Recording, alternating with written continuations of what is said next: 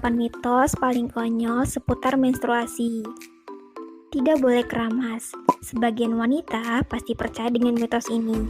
Tidak boleh keramas saat menstruasi. Padahal rambut sudah mulai lepek dan berminyak, tapi karena masih dalam masa menstruasi, jadi ditunggu sampai masa menstruasi selesai.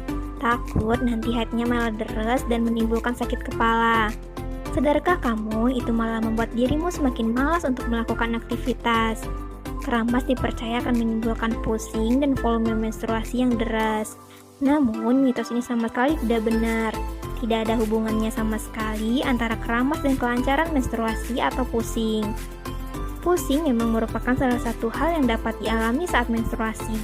Namun, hal ini disebabkan oleh sindrom premenstrual atau PMS. Keramas justru baik saat menstruasi karena membersihkan kepala dari kotoran dan membuat tubuh lebih nyaman. Tidak boleh minum es. Mitos yang beredar di masyarakat adalah minum air es dapat membuat darah membeku. Oleh karena itu, wanita haid dilarang minum es agar haidnya tidak terhambat. Namun, benarkah begitu? Ternyata mitos ini tidaklah benar. Jadi, sudah sebaiknya kamu berhenti mempercayainya.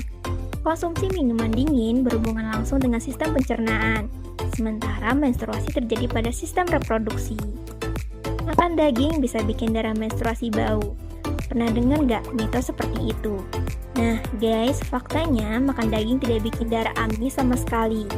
Justru daging ayam, ikan, ataupun sapi sangat dibutuhkan karena tinggi kandungan zat besi. Saat kita menstruasi, zat besi dalam tubuh kita akan keluar bersama darah menstruasi.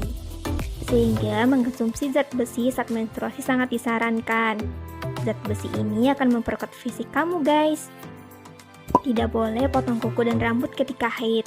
Sebuah asumsi muncul ketika seorang perempuan sedang tidak suci, maka seluruh anggota tubuhnya pun tidak suci.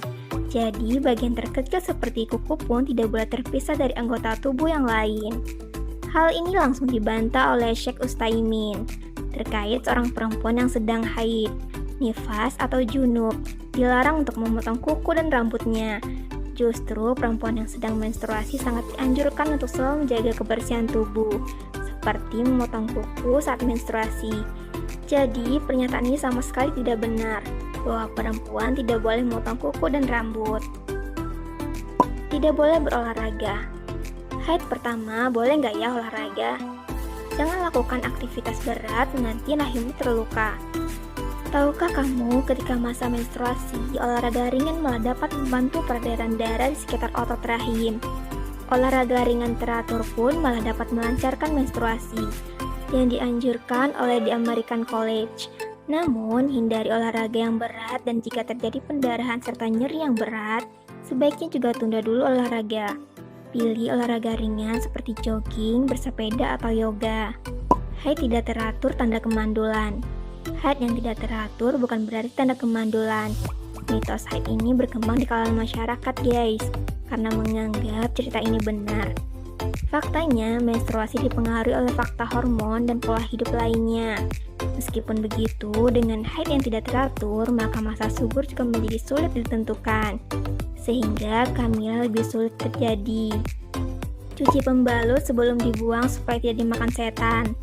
Mitos paling konyol yang pernah kita dengar. Harus selalu mencuci pembalut yang dipakai supaya enggak dimakan setan. Membuang pembalut bekas sembarangan itu memang tidak higienis dan bisa menjadi sumber penyakit. Jadi, pastikan Anda mencuci pembalut sebelum dibuang, atau membuang pembalut bekas Anda tepat pada tempatnya. Tapi ingat ya, kamu cuci pembalutnya karena faktor kebersihan dan kesopanan, bukan karena setan. Minum soda dapat memperlancar haid. Aduh, haidku nggak lancar lagi. Apa aku minum soda aja biar haid aku lancar? Jadi, mitos soal minum soda bisa memperlancar menstruasi sampai saat ini tidak bisa dibuktikan kebenarannya secara ilmiah. Makanan dan minuman yang kamu konsumsi tidak mempengaruhi jalannya menstruasi menjadi lebih cepat atau lebih lambat. Hal ini karena pada dasarnya makanan dan minuman yang dikonsumsi seseorang akan berjalan masuk ke lambung dan usus, sementara menstruasi terjadi di rahim atau saluran reproduksi. Jadi tidak ada hubungannya antara lambung dengan saluran reproduksi.